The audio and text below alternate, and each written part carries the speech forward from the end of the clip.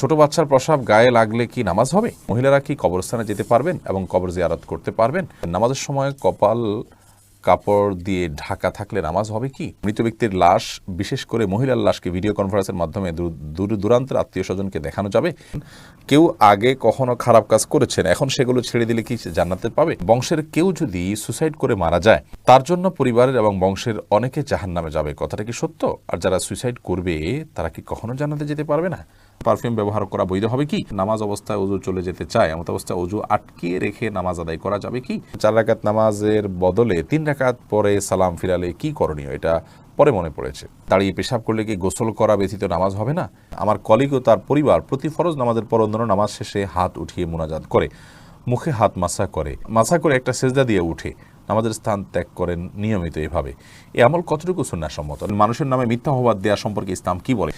এরপরে প্রশ্ন করেছেন হাবিবা, আপনি লিখেছেন ওযুর সময় মাথায় ওড়না থাকা কি বাধ্যতামূলক? ওযুর সময় মাথায় ওড়না থাকা বাধ্যতামূলক নয়, বরং মাথার ওড়না ফেলে কেউ যদি ওযু করেন ওযু করতে পারেন। যদি তাকে কোনো গায়রে মাহরাম পুরুষ দেখার আশঙ্কা না থাকে, তিনি মাথার কাপড় চোপড় ফেলে, ওড়না ফেলে মাথার, তারপর তিনি ওযু করতে পারেন। বরং আমরা যখন ওযু করার জন্য মুখমণ্ডল ধৌত করব, তখন আমাদের কাপড় যদি মাথায় থাকে, অর্থাৎ ওড়না যদি টানা থাকে, তাহলে সেক্ষেত্রে এগুলোতে কিছুটা হলো পানি লেগে যাবে, ভিজে যেতে পারে। তো এই জন্য মাথার ওড়না না রেখে ওযু করা যাবে। যদি মাথার ওড়না রেখে আপনি ওযু করেন এবং আপনার ওড়না খুব একটা না ভেজে আপনার অসুবিধা না হয়, আপনি করতে পারেন। মাসা করার ক্ষেত্রে আপনাকে মাথার কাপড়ের নিচ দিয়ে মাসা করতে হবে, কারণ মাথার ওড়নার উপর দিয়ে মাসা করলে সে মাসা বিশুদ্ধ হবে না। এটাই হলো জমহুর এবং বেশিরভাগ ওলামা একরাম, ফোকাহ একরামের মত। খোলাসা কথা হলো যে মাথায় ওড়না থাকা এটা বাধ্যতামূলক নয়, বরং মাথায় ওড়না না রেখে ওযু করা যাবে। আর যদি ওড়না রেখে ওযু করতে পারেন আপনি, তবে মাসা করতে হলে অবশ্যই ওড়নার নিচ দিয়ে আপনাকে করতে হবে। সুলতানা রাজিয়া, আপনি লিখেছেন মহিলারা কি কবরস্থানে যেতে পারবেন এবং কবর জিয়ারত করতে পারবেন? মহিলারা কবরস্থানে যেতে পারবেন কি পারবেন না, এ বিষয়ে ফোকাহ একরামের মধ্যে একাধিক মত রয়েছে। অনেক ফোকাহ একরাম তথা জমহুর, বেশিরভাগ ফোকাহ একরামের মতে মেয়েরা কবরস্থানে যাবেন না, শুধু পুরুষরা কবরস্থানে যাবেন। জমহুর ফোকাহ একরামের দলিল হলো নবী করিম সাল্লাল্লাহু আলাইহি সাল্লামের সে হাদিস, যে হাদিসে বর্ণিত হয়েছে যে আন্না রাসূলুল্লাহ সাল্লাল্লাহু আলাইহি সাল্লাম লাআনা যাওয়ারাতুল কুবুর, ওই সমস্ত মেয়েদের প্রতি আল্লাহ তাআলা লানত বর্ষিত হয়, তারা কবর জিয়ারত করতেই থাকে। তিরমিজিতে হাদিসটি বর্ণিত হয়েছে। তো এই হাদিসের আলোকে মহিলাদেরকে কবর জিয়ারত করাটা ব্যাপারে জমহুর বা সংখ্যাগরিষ্ঠ ফোকাহ একরাম নিরুৎসাহিত করেছেন এবং মাকরুহ বলেছেন। এর আরও নানা কারণ তারা উল্লেখ করে থাকেন, যে তারা অনেক বেশি আবেগপ্রবণ হয়ে থাকেন, সেখানে ভেঙে পড়বেন এবং তুলনামূলকভাবে পুরুষদের চাইতে আবেগপ্রবণ হওয়ার কারণে সেখানে অনভিপ্রেত কোনো পরিস্থিতির তৈরি হতে পারে। তাছাড়া কবরস্থানে গ্যাদারিং থাকে পুরুষদের অনেক বেশি, সেখানে তারা গেলে তাদের প্রাইভেসি লঙ্ঘন হতে পারে। এই জাতীয় আরও অনেক কারণের ভিত্তিতে মহিলাদের কবর জিয়ারতের ব্যাপারে জমহুর বা সংখ্যাগরিষ্ঠ উলামারা নিরুৎসাহিত করেন। ফোকাহে আহনাফ এর বিশুদ্ধ মত অনুযায়ী, ফতোয়া অনুযায়ী মেয়েরা কবর জিয়ারত করতে পারবে। পুরুষদের জন্য কবর জিয়ারত করা মুস্তাহাব, মেয়েদের জন্য কবর জিয়ারত করাটাকেও তারা মুস্তাহাব বলেন। এবং যে হাদিসে কবর জিয়ারতকারী নারীদের প্রতি লানত এবং অভিশাপের কথা বর্ণিত আছে, তার জবাবে তারা বলেন যে সেখানে আসলে হাদিসের ভাষ্যটা হলো যাওয়ারাতুল কুবুর, অর্থাৎ যারা কবরস্থান জিয়ারত করতেই থাকে, ওখানে পড়ে থাকে অনেক বেশি, তাদের প্রতি এই ভৎসনা এসেছে। কিন্তু মাঝে মধ্যে কবর জিয়ারতকারী যারা, তাদের জন্য এটি প্রযোজ্য নয়। অতএব কোনো নারী যদি নিজেকে নিয়ন্ত্রণ করতে পারেন, সেখানে গিয়ে তিনি ভেঙে পড়বেন না, কোনো অনভিপ্রেত পরিবেশ তৈরি হবে না, এরকমটি তিনি নিশ্চিত করতে পারেন, নিজের প্রতি আস্থা থাকে, তাহলে সেক্ষেত্রে তিনি সেটি করতে পারেন এবং কবর জিয়ারত করাতে অসুবিধা হবে না ইনশাআল্লাহ বিইذনিল্লাহ। এরপর আশিক রহমান, আপনি লিখেছেন মৃত ব্যক্তির লাশ, বিশেষ করে মহিলার লাশকে ভিডিও কনফারেন্সের মাধ্যমে দূরান্তের আত্মীয় স্বজনকে দেখানো যাবে?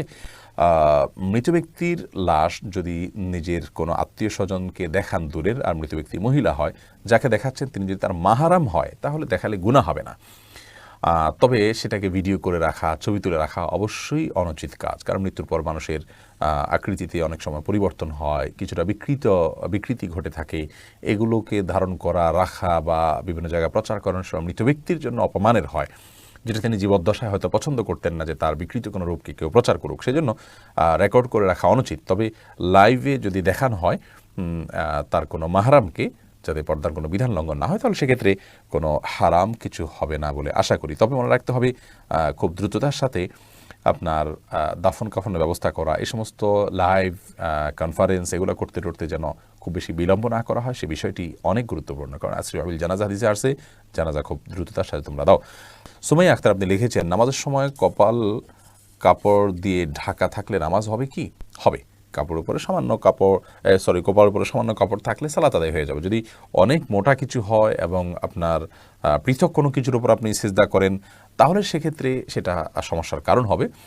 কারণ আমাদেরকে কপাল জমিনে রেখে সিজদা করতে বলা হয়েছে, বিধায় অন্য কোনো কিছু রেখে কাঠ ইত্যাদি দিয়ে ব্যাপক আপনার ব্যবধান তৈরি হয় জমিনের সাথে, এরকম করে কোনো কিছুর উপরে সিজদা দেওয়া জায়েজ নয়। তবে কাপড়ের উপরে সামান্য কাপড় আছে, এর কারণে তো আর জমিন থেকে পৃথক হয়ে যাচ্ছে না, জাস্ট একটা আবরণ পড়তেছে, তাতে কোনো অসুবিধা নেই, নামাজ হয়ে যাবে। এমনি মানিক ইসলাম লিখেছেন, মানুষের নামে মিথ্যা অপবাদ দেওয়া সম্পর্কে ইসলাম কি বলে? এটা অত্যন্ত জঘন্য অপরাধ। বিশেষ করে চারিত্রিক বিষয়ে যদি মিথ্যা অপবাদ দেওয়া হয়, তাহলে তো তার জন্য বেত্রাঘাতের শাস্তি পর্যন্ত ইসলাম রেখেছে।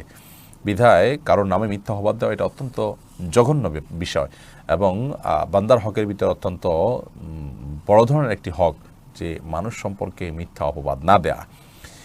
যদি এটা করে কেউ, তাহলে তিনি কবিরা গুনাহে লিপ্ত হলেন এবং জাহান্নামে পতিত হওয়ার মতো শাস্তি উপযুক্ত হলেন। আল্লাহ তাআলা আমাদেরকে হেফাজত করুন। শেখ আনোয়ারুল ইসলাম লিখেছেন, আমার কলিগ ও তার পরিবার প্রতি ফরজ নামাজের পর অন্যান্য নামাজ শেষে হাত উঠিয়ে মুনাজাত করে, মুখে হাত মাসা করে, এটা মাসা করে একটা সেজদা দিয়ে উঠে নামাজের স্থান ত্যাগ করেন নিয়মিত এভাবে। এই আমল কতটুকু সুন্নাহসম্মত? না, এটি সুন্নাহসম্মত নয়।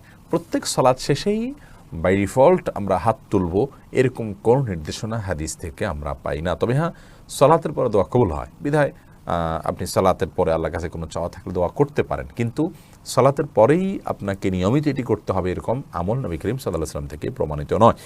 আবার আরেকটা বিষয় হলো যে সালাতের শেষে আরেকটা সেজদা দেওয়া নিয়ম করে, এটা যদি কেউ নিয়ম বানিয়ে নেন, তাহলে সেক্ষেত্রে সেটিও পরিত্যাজ্য হবে।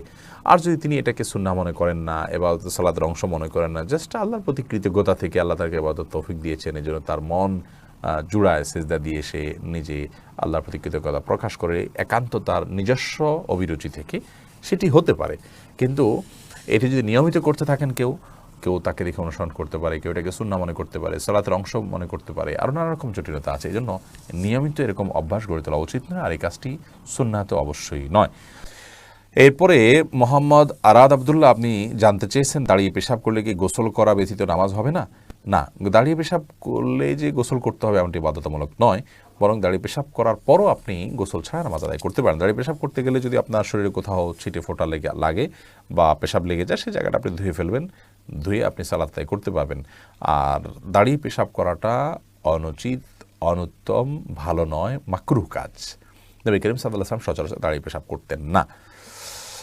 এরপরে আরফাতুন নাহার মুন্নি আপনি লিখেছেন, বংশের কেউ যদি সুসাইড করে মারা যায়, তার জন্য পরিবারের এবং বংশের অনেকে জাহান্নামে যাবে, কথাটা কি সত্য?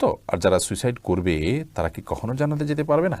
অবশ্যই পারবে, যদি আল্লাহ তাআলা তাদেরকে মাফ করেন। তবে সুইসাইড করাটা গুনাহ, কবিরা গুনাহ, অপরাধ কর্ম করতে করতে মারা গেলেন, এই বিষয়টি অত্যন্ত জঘন্য এবং গর্হিত। আল্লাহ চাইলে তাকে মাফ করতে পারেন। আর কেউ সুইসাইড করে মারা গেলে তার পরিবারে কেউ জান্নাতে যাবে না, সবাই জাহান্নামে যাবে, এটি একেবারেই অনর্থক কথা। কারণ আল্লাহ তাআলা কোরআন কারীমে বলেছেন, ওয়া আল্লা তাজিরু ওয়াজিরাতুন উযরা উখরা, একজনের পাপের বোঝা অন্যজন কখনো বহন করবে না, আল্লাহ তাআলা এটি কাউকে চাপিয়ে দেন না, বিধায় এই কথা সত্য নয়। সুমন আহমেদ আপনি লিখেছেন, 4 রাকাত নামাজের বদলে 3 রাকাত পরে সালাম ফিরালে কি করণীয়? এটা পরে মনে পড়েছে। ফরজ নামাজ যদি 4 রাকাত যায়, 3 রাকাত সালাম ফিরে ফেলান, তৎক্ষণাৎ মনে পড়লে তো আরেক রাকাত পরে শেষে তাশাহুদুল নামাজ হয়ে যাবে। কিন্তু আপনি উঠে চলে গেছেন, অন্য কাজ করছেন, তারপরে মনে পড়েছে, তাহলে আবার আপনাকে সে সালাত আদায় করতে হবে। এরপরে আব্দুল মা এই আইডি থেকে আপনি লিখেছেন, মাথার চুল কি কালার করা সম্পর্কে ইসলামের শরীয়ত কি বলে? মাথার চুল কালার করতে পারেন, বিশেষ করে সাদা যখন হয়ে যায়, তখন নবী করিম সাল্লাল্লাহু আলাইহি ওয়াসাল্লাম এর হাদিস অনুযায়ী এটাকে কালার করাটাই হলো উচিত এবং সুন্নাহ।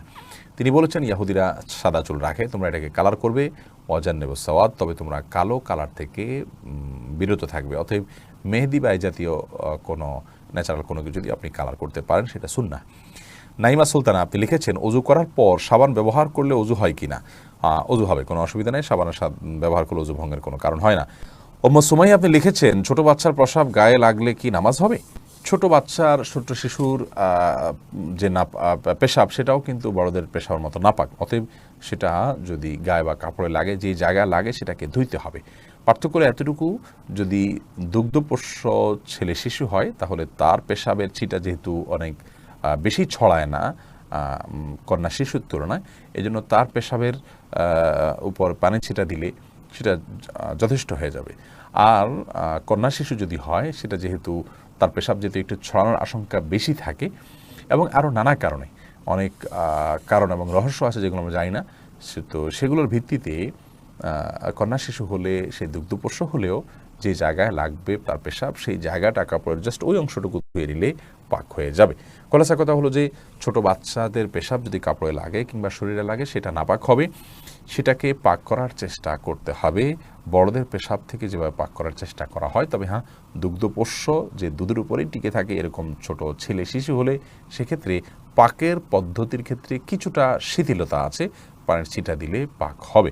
তবে সেক্ষেত্রে ধুয়ে ফেলাটাই হলো সংশয়মুক্ত। বিশেষ করে আপনার অনেক সময় খুঁতখুঁতে স্বভাব থাকে অনেকের মধ্যে সন্দেহ থাকে, মনের প্রশান্তির জন্য পুরোটা ধুয়ে ফেললে সেটা অবশ্যই উত্তম এবং ভালো, কারণ পেশাব থেকে পরিচ্ছন্ন থাকা নির্দেশনা হাদিসে রয়েছে। শেখ আফরোজা নিজম আপনি লিখেছেন, কেউ আগে কখনো খারাপ কাজ করেছেন, এখন সেগুলো ছেড়ে দিলে কি জান্নাতে পাবে? অবশ্যই সেগুলো ছেড়ে দিয়ে সেগুলোর জন্য যদি আল্লাহর কাছে মাপ চান, তওবা করেন, ইনশাআল্লাহ বিদিনিল্লাহ আপনি তার মধ্যে দিয়ে তিনি জান্নাতে যেতে পারেন।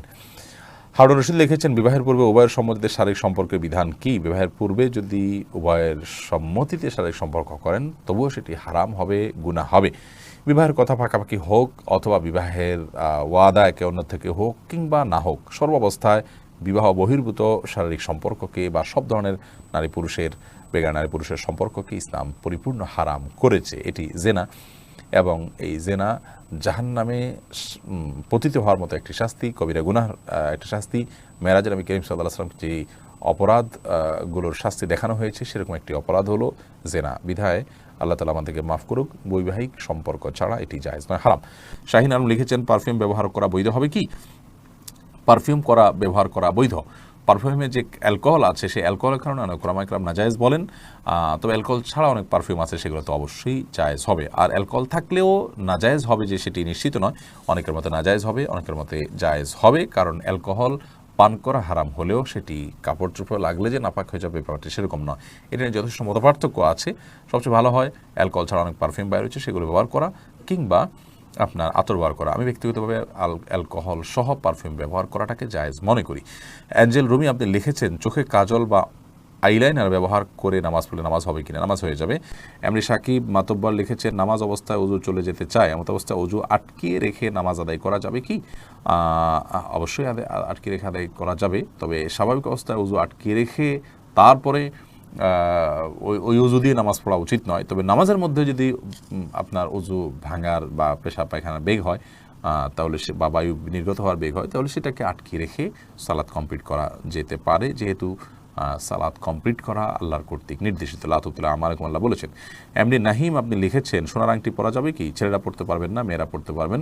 বাশিরা খাতুন লিখেছেন, প্রত্যেক সালাতেই কি সানা পড়তে হবে নাকি শুরুতে একবার পড়লেই হবে? প্রত্যেক রাকাতে নয়, প্রত্যেক সালাতের শুরুতে প্রথম রাকাতে আপনি সানা পড়বেন। দোয়া ইস্তেফতাহ বলা হয় এটাকে, সালাত শুরুর দোয়া।